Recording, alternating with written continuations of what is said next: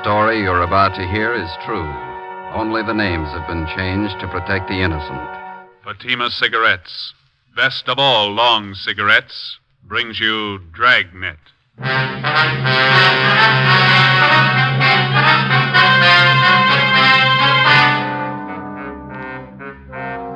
You're a detective sergeant. You're assigned to homicide detail.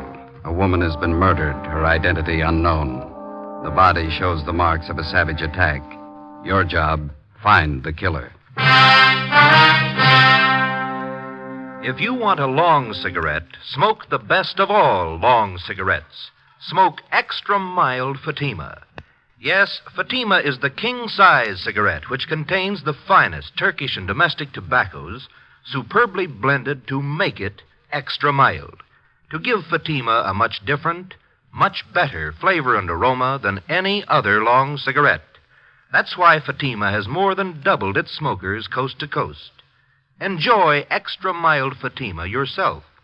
Best of all, long cigarettes. It's wise to smoke extra mild Fatima. It's wise to smoke extra mild Fatima.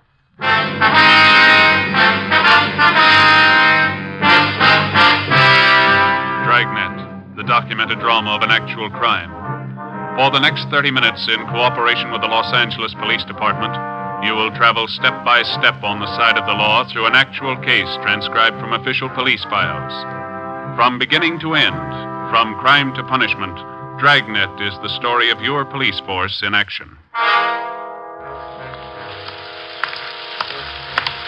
It was Sunday, December 25th. It was raining in Los Angeles. We were working the day watch out of homicide detail. My partner's Ben Romero. The boss is Blaine Steed, captain of homicide. My name's Friday. It was 39 minutes past 5 a.m. when I got to San Andreas Cathedral on 1st Street. Churchyard.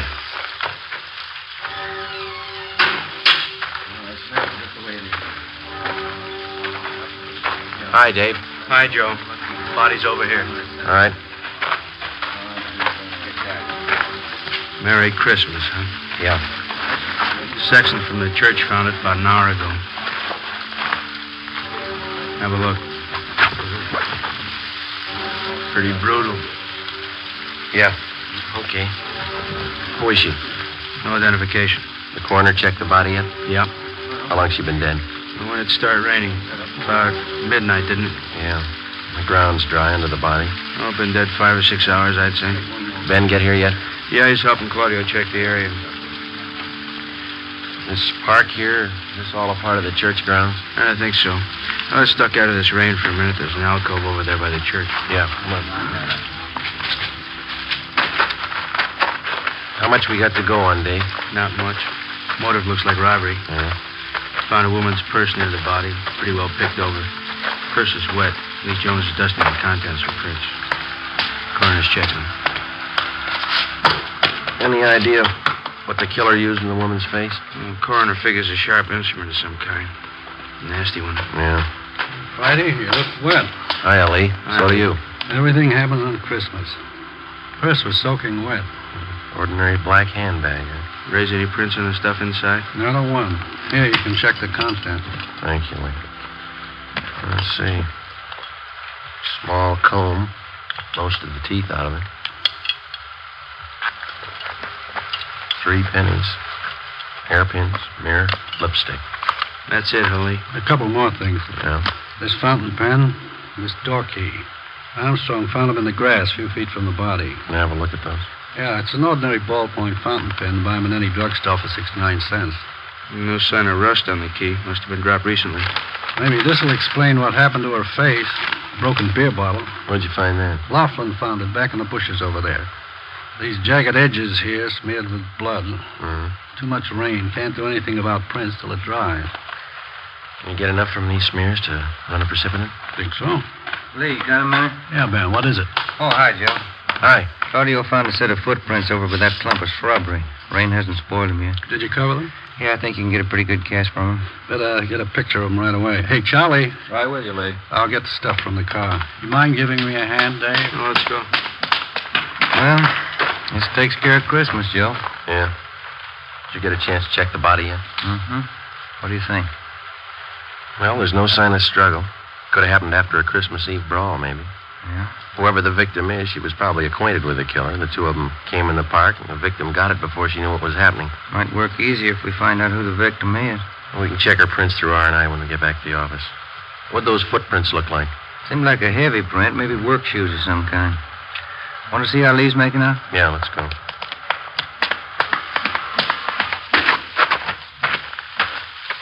Gonna miss Christmas dinner again this year. Footprint, fountain pen, and key.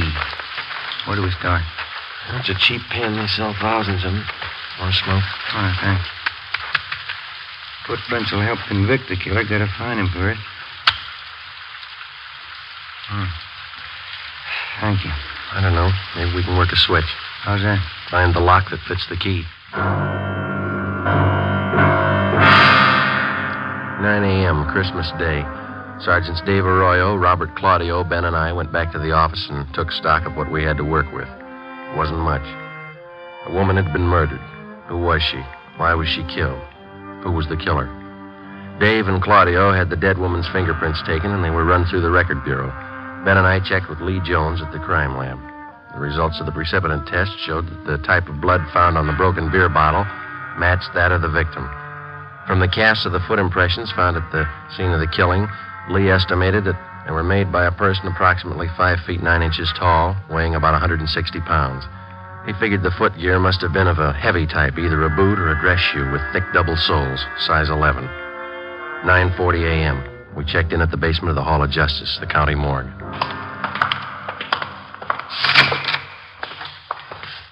Doc, how's it going? It's all there, Joe. Death caused by multiple fracture of the skull. Slashing in the face was a contributing cause. I sent her close to Lee Jones. Yeah, we know. No laundry marks. Well, I got two things. Maybe they'll help, maybe they won't. Yeah? The chemist's report here on the blood analysis shows the victim was drinking. She was definitely under the influence at the time she was murdered. 0.00% alcohol in the blood. Mm-hmm. How about the murder weapon, Doc? We gonna rule out that beer bottle? I'm just coming to that. Step over here. Yeah? This mark here on the side of her face, brown smudge. Oh, Jones says that shoe polish. He analyzed a few of the particles. Ties in. The cause of death was brought about by severe blows in the head and face. Heavy shoe, huh? That's my guess. Probably a boot or a work shoe. That doesn't add, Joe. How do you mean? If they were heavy work shoes the killer was wearing, why were they polished? How many people polish their work shoes? Could be waterproofing. No, Jones says it was a brown paste polish. Then it doesn't figure. Unless the killer was wearing some kind of dress boots. Cycle boots, maybe. Hundreds of kids on motorcycles wear them. Yeah. That's going to be about as helpful as a key or a cheap fountain pen. What? Excuse me. County morgue, Tyson speaking. Yeah, all right, Frank. I'll tell him.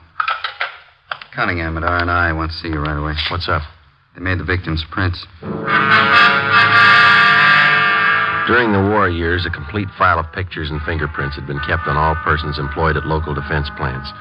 Out of this file came our first major lead. The victim's fingerprints matched those of one Maria Camacho, 38 years old, formerly employed at Universal Aircraft. Her address in 1945 was listed as 9230 Sheridan Avenue. Ben and I went over to the crime lab, picked up the key and a fountain pen found near the body, and drove to the Sheridan Avenue address. The house was 3 blocks from the churchyard where the body was found. A young woman with a baby in her arms answered the door. She identified herself as Elena Gomez. She told us Maria Camacho was her aunt. They were expecting her for Christmas dinner late that afternoon. We told her what happened. When she recovered from the shock, we questioned her and her husband, a furniture worker. So hard for me to believe. Why anyone would do this to Maria? When's the last time you saw her, Mr. Gomez? Well, she was around last night, Sergeant. She brought the presents for the kids. Always brought them presents on Christmas. Did she live here? Was this her permanent address? No. She stayed with us during the war when Ray was overseas. When he came back, she took a room down the street. I can give you the address. All right. What time did Maria leave the house last night? Well, let's see. Must have been around 10 o'clock. Not much later. Don't you think, Elena? About 10 o'clock? Yeah, let's go see what those kids are doing, huh, Ray? Yeah, all right. Did Maria have anything to drink here last night, Miss Gomez? Yes, we had a glass of sherry together, that's all. Could you tell if she'd been drinking before she came here? Oh, it was Christmas Eve. I guess she'd had a few. Why? Was she a pretty heavy drinker? Not usually, no. Maybe on the holidays, though. Maria liked to get out and have fun, living alone and all that. Poor Maria. Well, did she drink at home, or was there some particular place she liked to go? The cantina down on Soda Street. She used to go there. Any others? A couple of bars on Brooklyn Avenue. I don't know the names. What'd Maria do for a living, Miss Gomez? She took in some dressmaking. Worked for herself. She wasn't poor, wasn't rich. Her landlady could tell you about her friends. Kids are hungry, Lana. Dinner's getting cold. Sorry that we had to break in on you like this. Well, it's all right, Sergeant. It's just the kids. Ask the officers if they want some mince pie, Ray. Cup of coffee. No. That's all right, Miss Gomez. Thank you. Just one more thing. Would you look at these, please? This pen.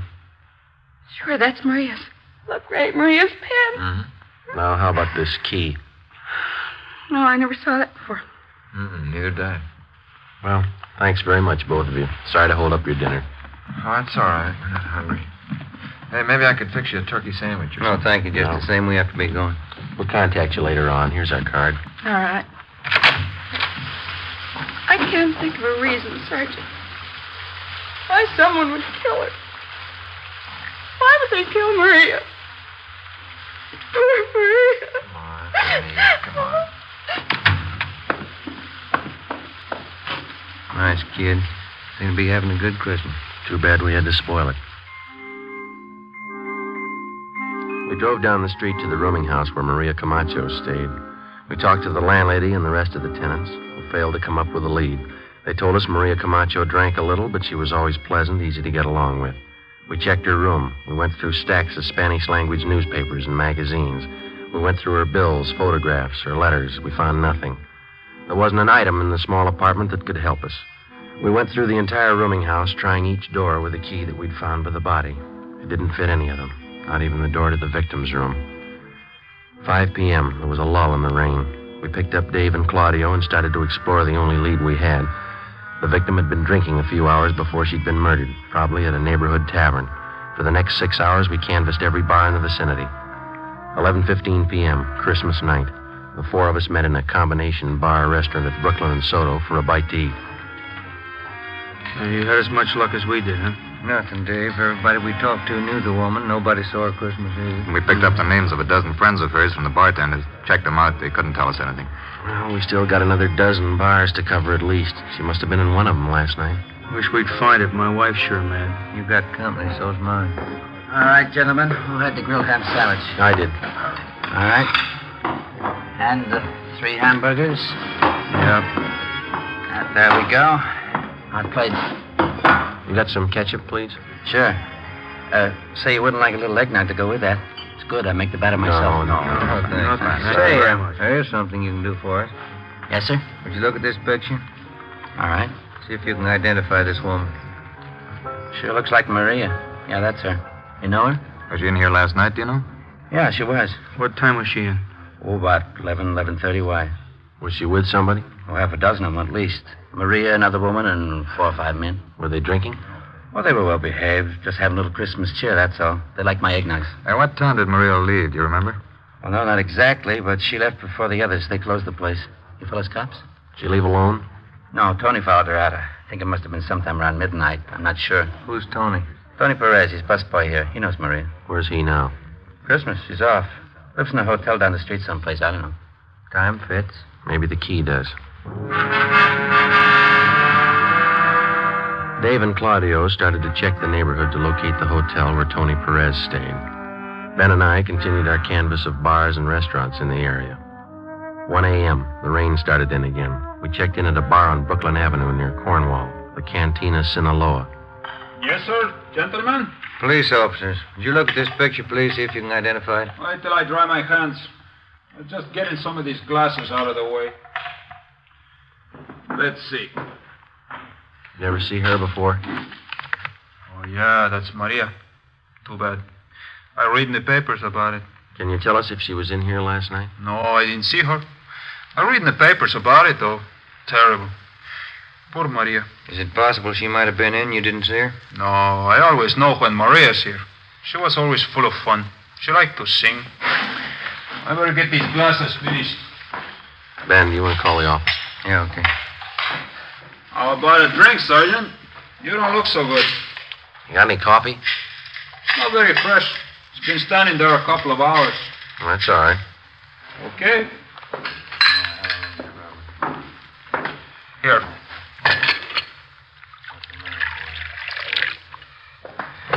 Here's the sugar. Hey, thank you. Yeah, that's not very warm, huh? Oh, that's okay. What do you think, officer? The guy was crazy? I don't know. Ah, he must have been crazy. Lots of nice rain. That's good for the farmers. Yeah. Sure. You ever see this key before? Let's see. I don't know. Joe. Yeah. Dave and Claudio found the hotel that picked up Tony Perez. Took him in. What'd he tell him? Dave says they're talking to him now. He won't say much. They find anything on him? He's wearing a pair of dark brown boots. Yeah. Well polished.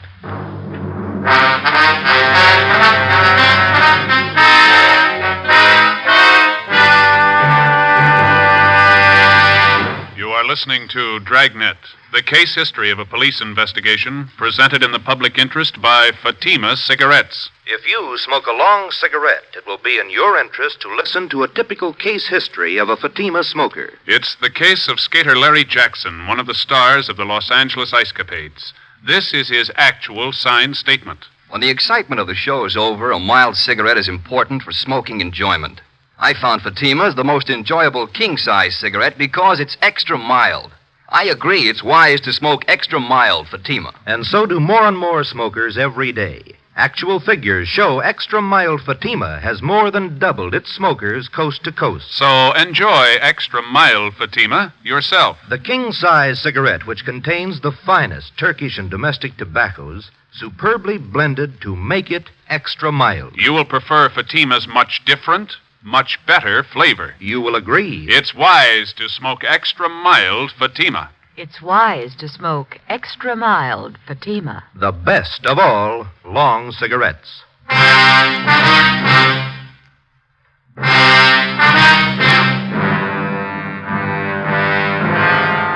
Monday, December 26th, 9 a.m. We checked Tony Perez through R&I. He had a record of 7 arrests, but no convictions. During the past year, he'd been booked on suspicion of 211 PC, assault with intent to do great bodily harm, and second-degree burglary. In each instance, he'd been released for lack of evidence. All of his shoes and clothing were brought to the crime lab for examination. 9:25 a.m. We brought Perez back to the interrogation room. He admitted that he had been with Maria Camacho Christmas Eve, but he denied having anything to do with her killing. He told us that after he had left Maria, he'd gone to a party at some friend's house. Dave and Claudio went out to check his story. I gave them the key found near the body and asked them to try it on the door to Perez's hotel room. Ben and I continued to question the suspect. How well did you know Maria Camacho, Tony? I told you already. She was just some old crow who used to hang around the bars, that's all. I used to talk to her once in a while.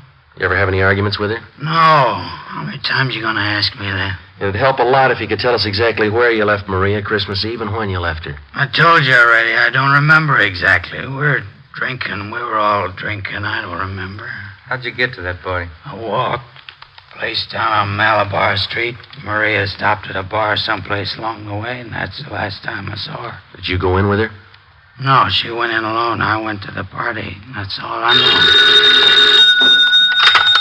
Interrogation room Friday. Lee Jones, Joe. Yeah?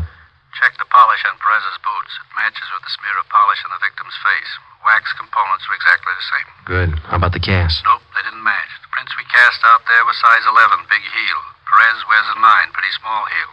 No match at all. What about the other stuff? Went over the rest of his shoes and his clothes. Nothing that ties in. Okay, Lee. Thank you. Do you shine your own boots, Tony? No. Why? Where do you get them shined? I go to Angelo's, Chicago Street, right near First. When's the last time you got a shine? Oh, Christmas Eve. What time Christmas Eve, Tony? When I got off work, about 2 in the afternoon. Hi. Hi, Dave. See one of you outside a minute? Yeah.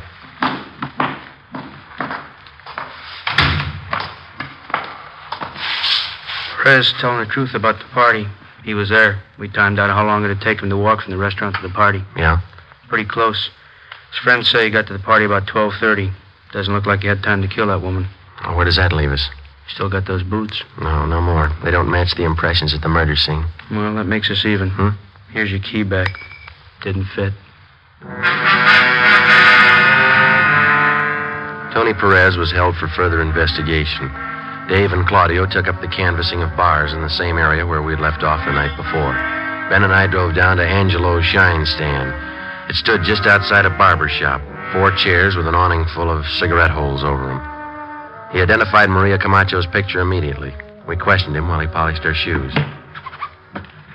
Maria, I used to tell her, Sergeant, running around like that, she had so many friends. Too many. Did you see Maria on Christmas Eve, Angelo? Christmas Eve? Let me see. No, last time was a few days before Christmas. Angelo, do you know a man by the name of Tony Perez? Tony? Sure. Tony Perez. Tall fella, big shoulders. Was he one of your customers? Yeah, all the time he comes to see me. Was he here on Christmas Eve, Angelo? Yeah, he was here. I gave him a shine. Good customer. You remember what kind of shoes he had on? Sure. Boots. He always wears boots. What color were they, do you know? Brown. Always wears brown boots. Well, what's the matter? Is Tony in trouble? What kind of polish do you use on his boots, Angelo? Well, I got the can down here. Yeah, this one here. High-grade polish. You got boots, I can fix them up. Do you use the same polish on all the boots you shine, Angelo? No, only the brown boots. That's brown polish. You fellas ask too many questions. You make me go too slow. Well, there's no rush, Angelo. Can you tell me this? Yeah? Besides Tony Perez, was there anybody else with brown boots who got a shine from you Christmas Eve? Well, I don't know. Lots of people get shines. Christmas Eve is pretty busy. Just the people with brown boots, Angelo. Can you remember? No, I don't think so. Tony was the only one with the brown boots. There's no others. And how about heavy brown shoes? Huh? You remember the people with heavy brown shoes that came in for a shine? No, I don't know. Look, please, just let me shine your shoes, huh? That can of brown polish, Angelo, you say that's the kind you use on Tony Perez's boots? Yeah, that's the kind. This kind right here. Well, can you remember how many times you used that polish on Christmas Eve? Well, I opened this can that morning. I can see how much is gone. Maybe I use it, maybe half a dozen times. Can you remember the people whose shoes called for this kind of polish? Yeah, lots of them. Brown shoes. I know the feet when I see them. I don't know the faces. Don't you remember any of them? If they like the shine, maybe by and by they come back. There were 3 or 4 fellas, maybe. I see them before. I don't know their names. Okay, finished. You like the shine? Oh, yeah, fine. See, I'm going to buy that can of polish from you, Angelo, and we're going to check back with you later. Okay. Here it is. That's fine polish, Sergeant. Best you can get. Yeah, but it rubs off.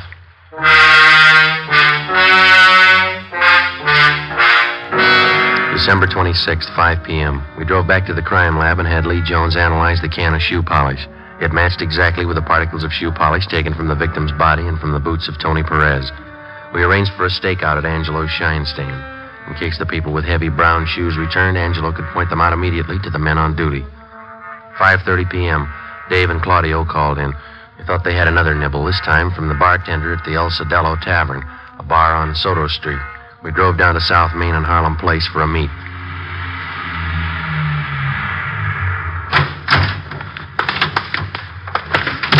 Hi, Dave. Hi.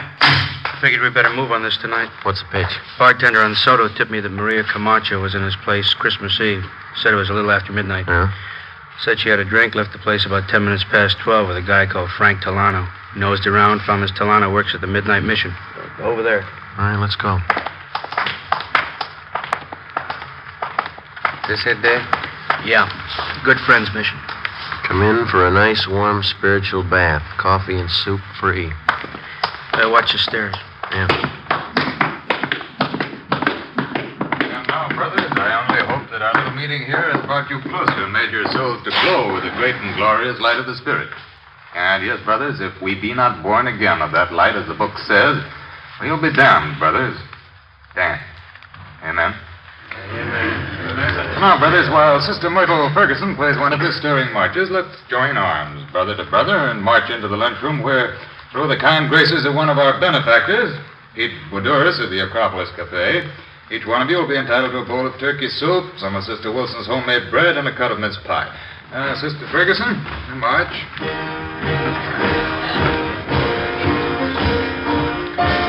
Guess that's a man to see. Yeah, let's go.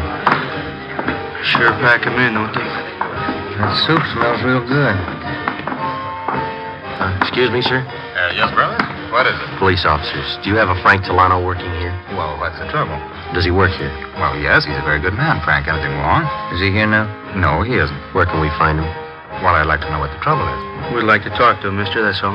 Well, he has a room at Good Friends Mission Annex. That's over on San Pedro Street. Is that his permanent residence, the Mission Annex? Yes, Frank's very helpful. He works for a small salary, and we give him room and board. Is he over at the Annex now? Yes, but maybe you'd better not see him now, officer. Why not? Well, Frank's not at his best. He's been drinking again. That's a sure sign. How do you mean? Well, whenever Frank starts drinking, that means that he's worrying. He's one of those. He drinks to forget. Yeah. He's been drinking for 3 days. He must have a lot to forget. Come on. 6:30 p.m. We drove over to the Good Friends Mission Annex on San Pedro Street. The man in charge told us that Tolano had a small room to himself at the rear of the second floor. Dave and Claudio went around to cover the Mission Annex from the back. Ben and I went up a narrow flight of wooden stairs. The plain white plaster walls were chipped and cracked and scrawled with pencil markings. We walked down to the end of a wide hallway to a brown paneled door with a transom above it. There was a man in soiled work clothes sitting on the bed. On the table next to him, there were 3-quart wine bottles. 2 of them were empty. Get out of here. You Frank Delano? What about it? Police officers like to talk to you. Get out of here. You're not taking me. I'll cut you to pieces. Drop the bottle, Tolano. Get out of here. Drop the bottle. I'll cut you to pieces. Like you cut Maria. I'll kill you. Put it down, Tolano. Drop it. Get the cuffs on him. Yeah. Let's go. Just a minute.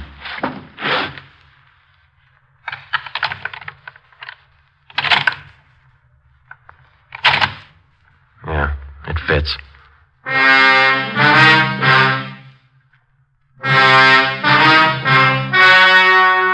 The story you have just heard was true. Only the names were changed to protect the innocent.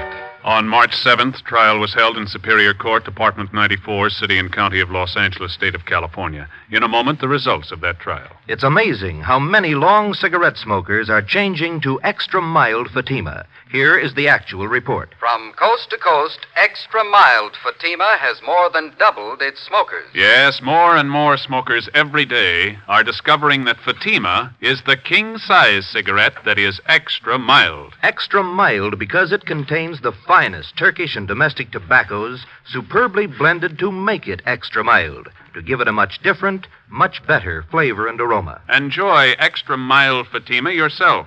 Best of all, long cigarettes. It's wise to smoke extra mild Fatima. It's wise to smoke extra mild Fatima.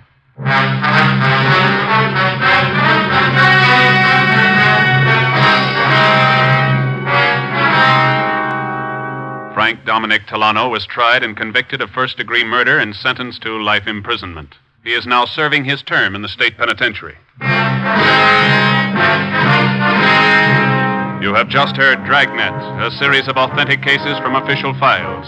Technical advice for Dragnet comes from the Office of Chief of Police W.A. Wharton, Los Angeles Police Department. Fatima Cigarettes, the best of all long cigarettes, has brought you Dragnet, transcribed from Los Angeles. Patty Page visits Jack Birch tomorrow morning on NBC.